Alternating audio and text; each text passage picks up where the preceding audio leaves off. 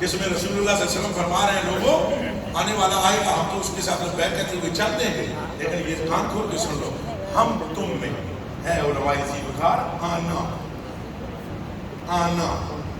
تارکن فیکم،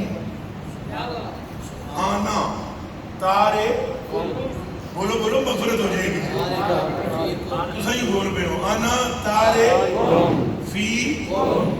جس بندے کو مدرسے کی حوال لگ جائے اس کو بھی پتا ہوتا ہے کون کیا ہے، مدرسے پہ جو پڑھنا ہوتی ہے صدر صاحب اور گل ہے، جنہوں حوال لگ جائے وہ بھی جانتا ہے کا تما کم کے تما کننا تا تما تم تے تما تما تو نا یہ ہے کیا شاید۔ حضور نے فرمایا انا تارکن فیکم ثقلین، اے میرے صحابہ دو چیزیں تم میں چھوڑے جا رہا ہوں، دو چیزیں تم میں چھوڑے جا رہا ہوں، ہلکیاں نہیں ہیں، تمہیں پاری تمہیں اچھا بولو تو صحابہ کے لیے چھوڑا گیا ہے اہل بیت میں، صحابہ کیسے چھوڑ سکتے ہیں اہل بیت میں،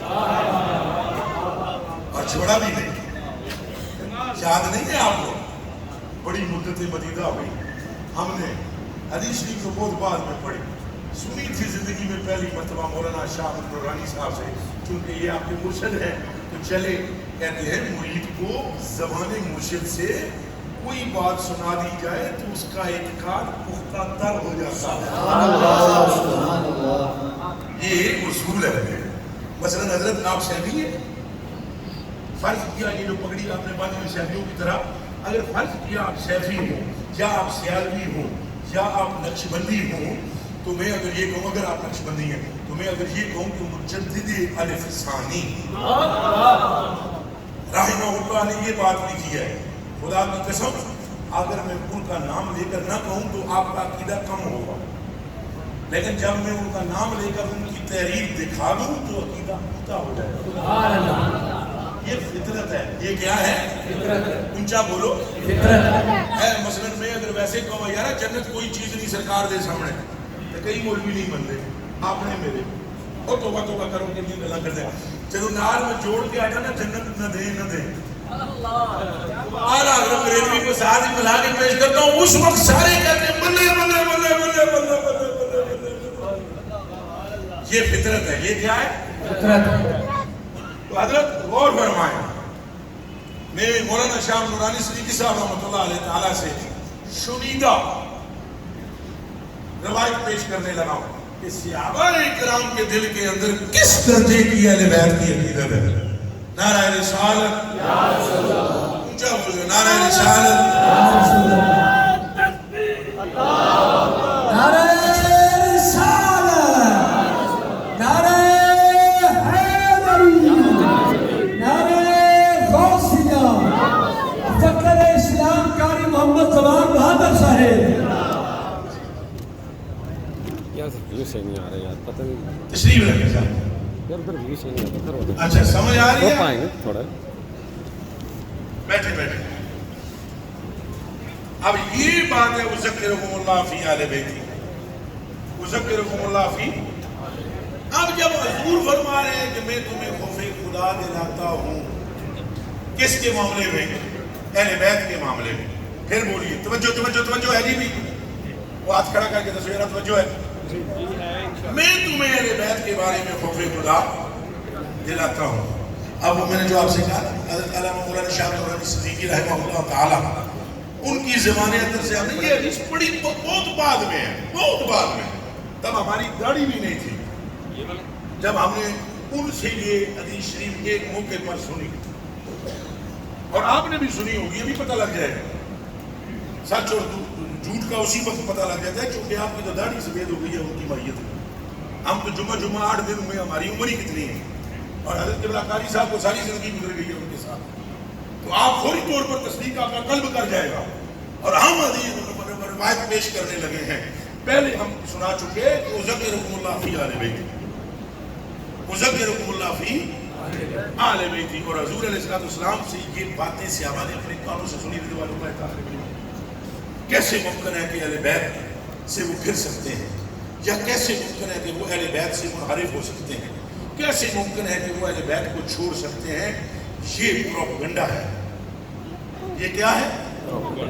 اب اغیار کا پروپیگنڈا ہے. صحابہ پر طعن و تشنیع کے لیے یہ باتیں وضع کی گئی ہیں، وگرنہ پوری امت میں صحابہ سے بڑھ کر محب اہل بیت ہے ہی پوری امت میں. اور اس کی دلیل یہ ہے کہ ملحب مدینہ میں جب چند نوجوان کھیل رہے ہیں، لڑکے کھیل رہے ہیں، اور ان میں ایک ہے ابن رسول امام حسن المجتبی، اور دوسرے ہیں ابن عمر رضی اللہ تعالی عنہ، اور ایک نو وارد آیا آنے والا، اور اس نے آتے ہی کہا اینو بیت ملک المدینہ، مدینے کے بادشاہ کا، سلطان کا کدھر گھر ہے؟ تو حضرت ابن عمر رضی اللہ تعالیٰ عنہ نے اس کی رہنمائی اپنے والد کے گھر کی طرف کی، اپنے گھر کی طرف، چونکہ وہ امیر المومنین ہیں، اور خیال کیا کہ اس کو امیر المومنین سے کوئی کام ہوگا. اب قریب کھڑے ابن رسول نے، کس نے؟ ذرا میری طرف دیکھیں، لک ایٹ می. کس نے؟ اور یہ حضرات علماء کرام اس بات کے دعائیں، صحابہ کرام حسنین کریمین کو ابن علی نہیں کہتے تھے، یہ یاد رکھنا. کوئی صحابی بھی ان دونوں کو ابن علی نہیں کہتے، جانتے تھے ان کا عقد سیدہ زہرا کا مولا علی کے سامنے ہو رہا ہے، اولاد بھی یہ ظاہراً علی کی ہے. ایک بندہ بھی انہیں ابن علی نہیں کہتا تھا. صحابہ جب بولتے تھے یبن الرسول کہتے تھے، اے رسول اللہ کے صاحبزادے، بیٹے. اور کیوں نہ کہیں کہ حضور نے تو خود ہی فرمایا، حضور نے تو مولا علی نے کہہ دیتا ہے جدوں یہ پتر میں نے کھا تو مولا علی لے گئے. حضور نے فرمایا کی نہ رکھے گنا کہ عرب، حضور نے فرمایا کوئی عرب مرب نہیں، آسان. دوجا پتر میرے حل لیا، اور جب وہ لے کر آئے تو حضور نے فرمایا نام کیا رکھا؟ کہا حرب. کہا کوئی حرب نہیں، نام اس کا حسین ہے. اور ساتھ ہی بولا علی سن، یہ نام میں خود نہیں رکھ رہا، میرے رب نے حکم دیا. اور یہ نام میرے رب نے جنت کے پردوں میں چھپا رکھے تھے.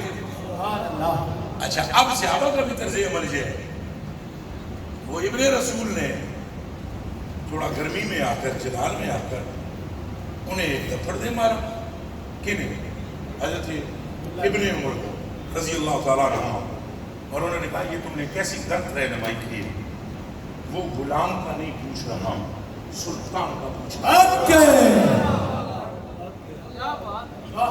اب اس واقعے سے آپ کو معلوم ہوا کہ صحابہ کے اندر کس شدت کی حب اہل بیت ہے. اور یہ پروپیگنڈا، ارے ہم نے تو حسن حسین کو دیکھا ہی نہیں، بس صدیق اکبر نے اور حضرت عمر نے تو ان کو کندھوں پر اٹھا کر کھلایا ہے. ممبر پر بیٹھتے ہیں، حضرت عمر فاروق کے برابر میں حضرت امام حسن کو بٹھاتے ہیں، اور حضرت ابوبکر صدیق 63 سال کے بوڑھے ممبر کو چھوڑ کر دوڑتے ہوئے دروازے تک جاتے ہیں. اللہ ہمیں پروپیگنڈوں سے محفوظ فرمائے، اہل بیت کو صاحب کا عشق عطا فرمائے. چلیں، اب وہ فرماتے ہیں، وہاں سے نکلتے ہیں اور ابا سے آ کر کہتے ہیں ابا جی مہربانی فرمائیں، ابا جی میری بات سنیں. انہوں نے کہا بیٹا بولو. کہا وہ حسن پاک نے کسی بات پہ غصہ ہو کر لڑکوں کے سامنے سرزنش کی مجھے، اور مجھ سے فرمایا تو ہے کیا، تو اور تیرا باپ میرے نانے کے غلام ہیں، تم اور تمہارا باپ میرے نانے کے غلام ہیں. اب توجہ رہے، توجہ. یہ جملہ سننے کے بعد سیدنا عمر فاروق رضی اللہ تعالیٰ نے فرمایا بیٹا کیا تھا؟ انہوں نے ریپیٹ کیا. پھر کہا بیٹا کیا تھا؟ انہوں نے کہا تم اور تمہارے باپ ہمارے نانا کے غلام ہیں. فرمایا میرے بچے ایسے ہی کہا. کہاں؟ اچھا اگر تمہیں کہوں گی جا کر لکھوا کر لے آؤ، لے آؤ گے؟ انہوں نے کہا جاتا ہوں، کوشش کرتا ہوں، کہہ دیتا ہوں. پھر آگے ان کی مرضی آئے اور کہا، اور انہوں نے بھی سچ مچ لکھ کے دے دی. اب وہ پرچی لے کر حضرت عمر فاروق رضی اللہ تعالیٰ کی خدمت عالیہ میں صاحبزادہ آتا ہے اور عرض گناہ ہوتا ہے، یہ لکھ کر دے دیا. پرچی دیکھتے ہی پہلا کام یہ کیا کہ اسے چوم کے آنکھوں پہ اور آنکھوں آنکھوں پہ مچلنے کے بعد جو جملے کہے وہ قیامت تک اگر سونے کے پانی اور ہیرے کو پیس کے اس میں ڈالا جائے اور اس سے لکھائی کی جائے تو پھر بھی اس جملے کی قیمت زیادہ ہے، ادا نہیں ہو پائے گی۔ دنیا جتنا سونا اگر خرچ کر دیا جائے تو بھی اس جملے کی قیمت زیادہ ہے۔ فرمایا وَإِذَا مِتُّ، سنو میرے گھر والوں، جب میں فوت ہو جاؤں اور تم مجھے غسل دے دو اور کفن پہنا دو اور مجھ پر نماز جنازہ پڑھ لو اور میری قبر میں رکھو تو میرے کفن میں اس ٹکڑے کو رکھ دینا۔ تو سبب اس کا کیا ہے؟ فرمایا جب آنے والے دو آئیں گے اور مجھے قبر میں بٹھائیں گے اور پھر مجھ سے پوچھیں گے ما کنت تقول فی ھذا الرجل لمحمد، اس ہستی کے بارے میں تم کیا کہتے ہو؟ تو ہم یہ پرچہ نکال کے ان سے کہیں گے ہم سے کیا پوچھتے ہو؟ ان کے تو بچے بھی گھر کے ہمیں ان کا غلام سمجھتے ہیں۔ اور حضرت ابو ہریرہ رضی اللہ تعالیٰ عنہ آپ نے اپنی پگڑی مبارک اتاری۔ کیا اتارا؟ میرے حال تک کو نہ سنگی لو، پگڑی مبارک اتاری اور پگڑی مبارک اتار کے امام حسن کے پاؤں مبارک پر مس کی۔ میں یہ نہیں کہتا ہوں کہ ان کے پاؤں پر کوئی ایسی چیز لگی ہوئی تھی نامناسب، نہیں، بلکہ میں یہ جملہ کہوں گا کہ مٹی کی قسمت جاگی تھی اس روز اور اس نے قدم حسن کو چومنا شروع کر دیا۔ اور حضرت ابو ہریرہ رضی اللہ عنہ نے اپنا امامہ اتارا اور اتار کر ان کے پاؤں مبارک پر مس کیا تاکہ وہ جو ذرات ہیں مٹی کے خاک کے وہ رونق امامہ بن جائے۔ تو حضرت ابو ہریرہ کا یہ عمل دیکھ کر امام حسن المجتبیٰ نے فرمایا آپ میرے نانا کے صحابی ہیں، ایسا نہ کریں، مجھے شرم آتی ہے۔ تو جواب جو دیا قیامت تک کے لیے یہ مشعر راہ ہے جواب ان کا۔ انہوں نے فرمایا صحابی ہوں اسی لیے تو ایسا کر رہا۔ اور جو بھونکتے ہیں پھر صحابہ کو وہ غور کریں کہ اہل بیت کی شان کی ساری حدیثیں فضائل میں روایت کس نے بیان کی؟ یہ جو رسول اللہ صلی اللہ علیہ وسلم چادر میں حسن پاک کو لیا، حسین پاک کو لیا، یہ کس نے روایت بیان کی ہے؟ عن عائشہ رضی اللہ تعالی عنہا قالت خرج النبي صلى الله عليه وسلم غداة عليه من تمرة المشعر الأسود فجاء الحسن بن علي بن أبي طالب فأدخله ثم جاء الحسين بن علي بن أبي طالب فدخل معه ثم جاءت فاطمة بنت محمد صلى الله عليه وسلم سلام الله عليها فأدخلها ثم جاء علي رضي الله تعالى عنه فأدخله ثم قال النبي صلى الله عليه وسلم إنما يريد الله ليذهب عنكم الرجس أهل البيت ويطهركم تطهيرا۔ یہ امام ترمذی نے روایت نقل کی ہے اور راویہ اس کی کون ہے؟ سچے پیو دی سچی تھی، سچے نبی دی سچی بیوی، سچیاں مومنہ دی سچی ماں عائشہ رضی اللہ تعالیٰ عنہا۔ بات سمجھ میں؟ اور میں یہ کہنا چاہتا ہوں شیعہ بھائی اگر ادھر تو کوئی ہوگا نہیں، اور میں بڑے حکمت سے جملے بول رہا ہوں کہ اے شیعہ بھائی تو بھی غور کر، تیرا بھی عقیدہ یہ ہے اور میرا بھی عقیدہ یہ ہے۔ ان کھڑے کرے ہوں ایسے ضرور کھڑے کرو۔ اے شیعہ بھائی تیرا بھی عقیدہ یہ ہے اور مجھ فقیر کا بھی عقیدہ یہ ہے اور ان سب کا عقیدہ بھی یہ ہے کہ اہل بیت کے نزدیک پلیتی نہیں آ سکتی۔ بولو بولو بولو بولو، ہے کہ نہیں؟ ہے حضرات علماء اکرام کچھ غلط تو نہیں کہہ دیا؟ نہیں۔ آپ تصدیق کرتے ہیں؟ ذرا ہاتھ کھڑا کریں علماء اکرام، تصدیق کرتے ہیں؟ بالکل ایسے ہی ہے۔ جب شیعہ کا بھی متفق ہمارا عقیدہ ہے، وہ بھی کہتا ہے کہ اہل بیت کے نزدیک پلیتی نہیں آ سکتی اور ہم بھی کہتے ہیں اہل بیت کے نزدیک پلیتی نہیں آ سکتی۔ میں صرف شیعہ سے اتنا پوچھتا ہوں کبھی اکیلے بیٹھ کر دل سے پوچھے پلیتی نزدیک نہیں آ سکتی اور نہ یہ پلیتی کے نزدیک جا سکتے ہیں تو پھر دل سے بتا جس ابو بکر کے کندھوں پر حسن و حسین کھیلتے رہے ان کے بارے میں تیرا کیا خیال ہے؟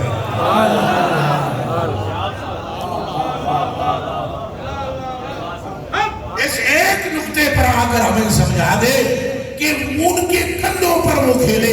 اہل بیت کے نزدیک تیرا بھی ایمان یہ ہے کہ نجاست نہیں آتی اور جس کے کندھے پر چھلانگ مار کے حسن چڑھ جاتے ہوں تو پھر نور نور کی طرف جاتا ہے کسی اور طرف نہیں۔ آپ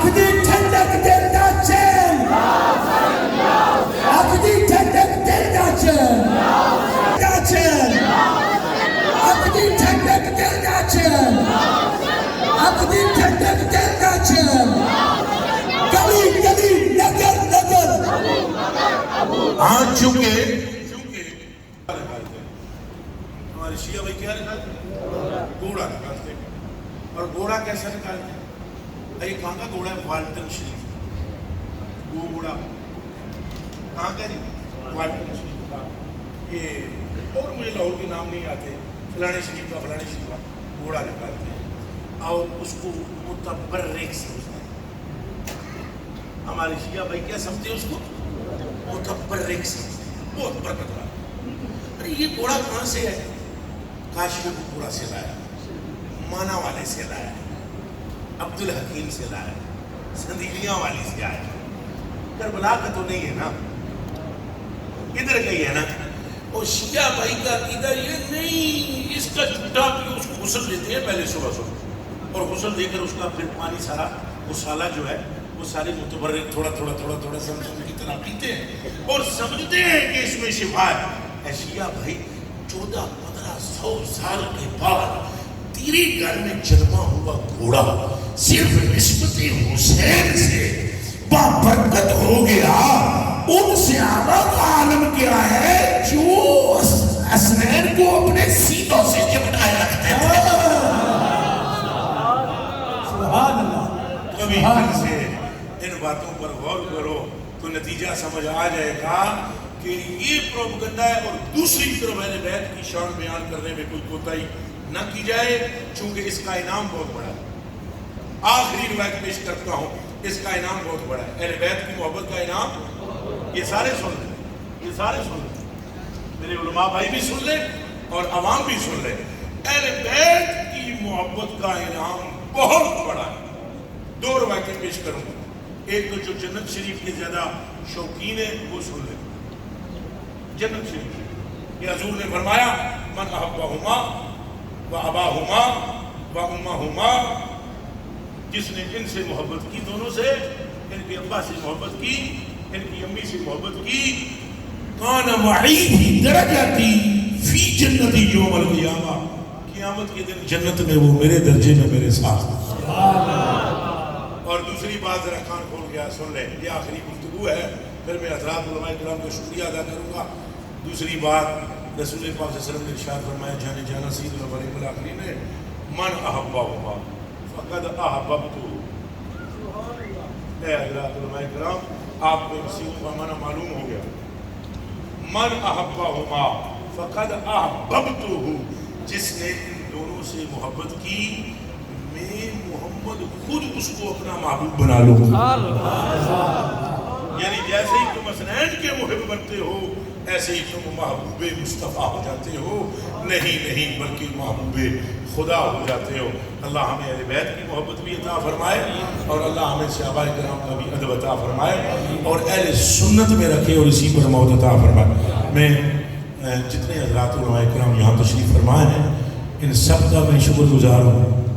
اور گانا سنو ایسے بیٹھ جاؤ تو سب نے بےعزت کراؤ گے, مرید ہو میرے جڑے اٹھے ہو. میں یہاں سے اٹھ کے جاؤں گا, کوئی بندہ بھی یہ ٹوپی والا نہ اٹھے. شرم اور غیرت بھی کسی چیز کا نام ہوتا ہے.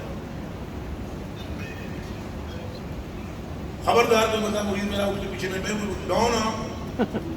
اور دوسری بات ہے یہ سارے مولوی حضرات بیٹھے ہوئے علماء تو تم جانتے ہیں نا سب سے زیادہ شک انہاں دے قریب ہوتا ہے, چونکہ بہت بڑیاں ہستیاں ہوتی ہیں.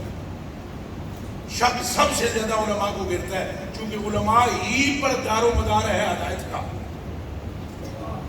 خبردار کوئی بندہ یہاں سے اٹھے اور ادھر بھاگے مجمع کو خراب کرنے کی کوشش کرے. میں نے جانا ہے میاں چلوں پورے والا عارف والا آپ بیٹھے رہیں اور آپ کو جو بالخصوص میں کلیاں بھی تو سمجھا چکے ہیں ہوں بھی تو میں کہنا تواڈے ہاتھ میں تواڈی عزت نہیں ہے, تواڈے پیر دی بھی ہے. ایسی گل حرکت کدے بھی نہ کرو جی میرے تے بھی تمہیں تشریح دی انگلی اٹھے. اب اس کا نتیجہ کیا نکلے گا؟ جیسے ہی آپ اٹھیں گے حضرات علماء سارے بھی سمجھیں گے انہاں مجمع نوں خراب کیتا ہے تو تمہیں کسے بھی کچھ نہیں کہنا. میں جانتا ہوں کہ آپ مولوی ہو, میں جانتا ہوں سارے سمجھنا یہ ڈکٹیشن ہے انہوں نے کہا ہوا کیوں کہ بلا یہ میں جانتا ہوں پتروں میں سمجھتا ہوں. خبردار کوئی بندہ اٹھ کے میرے پیچھے بھاگے بیٹھے رہو ادھر, بالخصوص یہ جو ٹوپیوں والے ادھر بیٹھے ہوئے. اب خود بھی عزت اپنی کی حفاظت کرو اور میری کی بھی رہنے دو. اللہ تم کو مجھ کو سلامت رکھے. نورانی صاحب آپ کا شکریہ اور تمام آپ کرے جی میں جان دو کہ لیٹ ہونا اے حضرت مستقل قبلہ قاری زمان بہادر صاحب دامت برکاتہ مولانا قدسی عطا اللہ تعالیٰ عمرہ ہو اللہ ان کی عمر میں اضافہ فرمائے حضرت مولانا شاہ نورانی صدیقی صاحب کے دستے راست بھی ہیں اور معتمد بھی ہیں حضرت آپ ہی فرمائیے میرے لیے بس دعا ادھر بیٹھے رہے کوئی بھی نہ اٹھے پرویز صاحب بیٹھے رہو آپ سوال کر رہے تھے خطیب ملت اسلامیہ خطیب عرب و عجم حضرت مولانا پیر مفتی جمال الدین بغدادی صاحب کو بہت شاندار بیان سے ہمارے قلوب و اذہان کو منور فرما رہے تھے.